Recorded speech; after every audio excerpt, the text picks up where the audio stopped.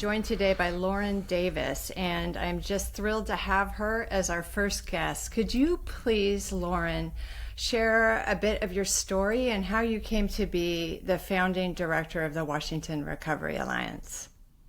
Well, first of all, Heather, thank you so much for having me. It's a tremendous honor, particularly to be on your first show, and congratulations on the launch. So, to rewind, well, I guess the first thing I should say is that I was born into a family with addiction. I've got a parent who's been in active addiction my entire life, so a lifelong impact, but that I don't think I ever would have ended up at the WRA because of that alone. It was really a chance encounter with recovery that prompted my passion, and that chance encounter occurred because of my best friend Ricky, who for a number of years when we were quite younger, in our early 20s, struggled significantly with untreated alcohol and opioid use disorder, and I ended up playing a caregiving role in his story, a significant caregiving role, and really saw firsthand the maltreatment and mistreatment of him in our healthcare system, and watched him fall through every crack in our sort of Swiss cheese system. And by the grace of God, he ended up at the time getting into long-term recovery. And my first exposure to recovery was through him.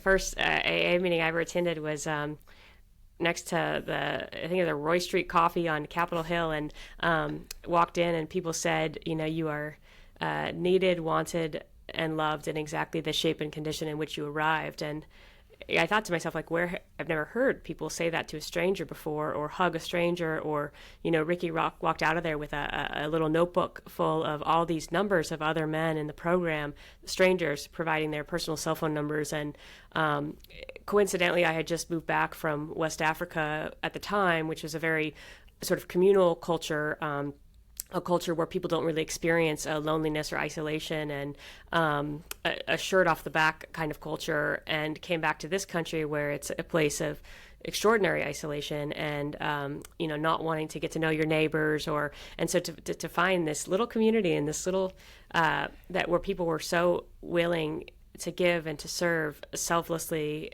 was remarkable to me. And I really have spent the 10 or so years since then just falling passionately in love with the recovery community in this state, and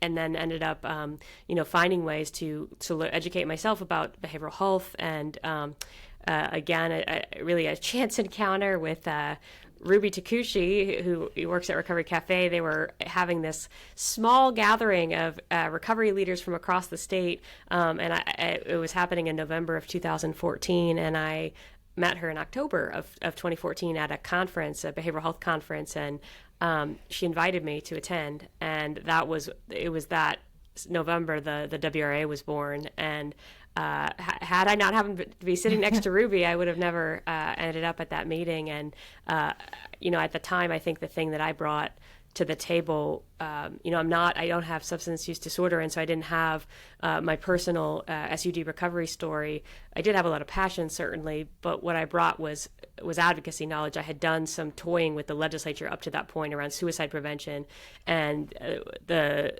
addiction recovery world was hurting at that time and had been really ravaged, actually, by the legislature coming out of the recession. And so I brought that body of knowledge around public policy to the Recovery Alliance, and then helped write for our initial funding that we got, and then was hired. I was a founding board member, and then hired as our first ED, which was, incredible. And then our very second hire was you, Heather, and it's the rest is history. Thank you so much. And every day I'm grateful that you took a chance on me and gave me the best job I've ever had as director of the King County Recovery Coalition. It's part of the Washington Recovery Alliance. I'd love to talk about that a little bit further.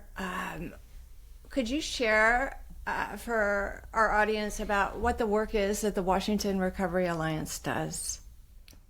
Sure. So the best way to describe it, I think, is to kind of think of sort of two tiers or two buckets of work, if you will. So I already kind of alluded to the first one, which is public policy. Prior to the WRA's arrival on the scene, the addiction recovery truly had no voice at the state capitol. Everybody else did, whether it's an advocacy around farmers, or advocacy around the environment, or advocacy around LGBT issues, or any issue, but there was no voice, and there was this incredible void around addiction-related issues. And this was at the time that the opioid crisis developed its name, opioid epidemic. But we had this huge gap, and it turns out it's really easy to bowl over silent people. It's really easy to cut money from a population that's not organized and who are disenfranchised and marginalized, and because they're not going to say anything, they're not even going to know that the funding was cut.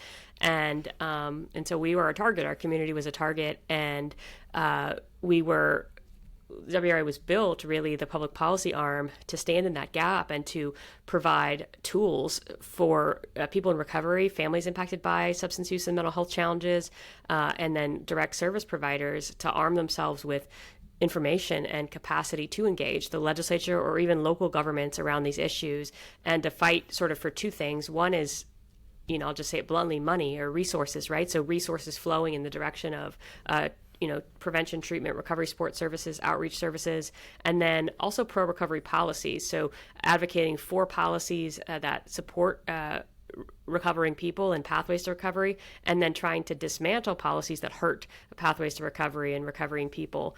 So that's kind of the public policy piece. And then on the other side of the house, public understanding is really about stigma. And I think to some people, stigma might sound like this sort of a boogeyman that's kind of nameless, shapeless, faceless, but it sounds a little bit like woo-woo, like, okay, you're going to attack stigma. How do you measure that, right? But I think it's really important for people to understand that stigma has significant impacts in terms of capacity for access to treatment and recovery pathways, sort of in two different ways.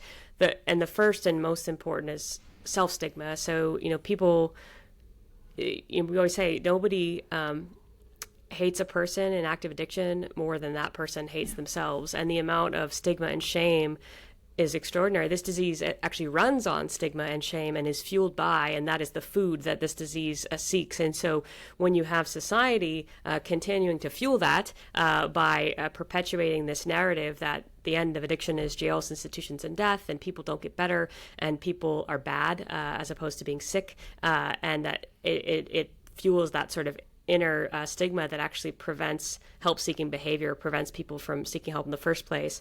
And on the flip side, prior to the WRA, honestly, recovery in this state had been entirely anonymous. And, all, credit and recognition and honor and appreciation to our 12-step programs, which have been the foundation for so many people in their recovery. But if recovery is entirely anonymous, how does anybody know it's real? How can you touch it, feel it, smell it, if you've never met somebody that identifies as a person in recovery, how do you know that anybody ever gets better? If we don't recover out loud, you would believe then, because that it's jails, institutions, and death, that's all you see in the headlines.